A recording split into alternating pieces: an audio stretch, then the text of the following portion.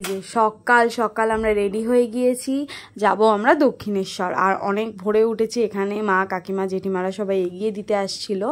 আর তারপর আমরা বাসে উঠে পড়লাম আর এসে গেছি এখানে। আমরা স্কাইওয়াকে এবার যাব। আর এই স্কাইওয়াকটা না সত্যি বলতে খুব সুন্দর, এত সুন্দর হাওয়া দিচ্ছিল আর বেশ স্পেশিয়াস জায়গাটা, এতটাই সুন্দর কি বলবো। তারপর এখান থেকেই আমরা ডালাটা নিয়ে নিয়েছিলাম, কারণ মন্দিরের ভেতর ডালাটা একটু এক্সপেন্সিভ, তো এখান থেকেই ভাবলাম সবটা নিয়ে নিই। আর তারপর এসে গেছি আমরা মেন এন্ট্রান্সে। আর তারপরেই জুতো ফোন যা যাবতীয় সেগুলো জমা দিলাম। আর তারপরে পুজো দিয়ে আমরা এসেছি ফুড প্লাজাতে। আর এখানে কচুরি নিয়েছিলাম সবাই। কচুরিগুলো এতটাই ফুলফিলিং যে দুটো খাওয়ার পর আর খাওয়াই যাচ্ছিল না।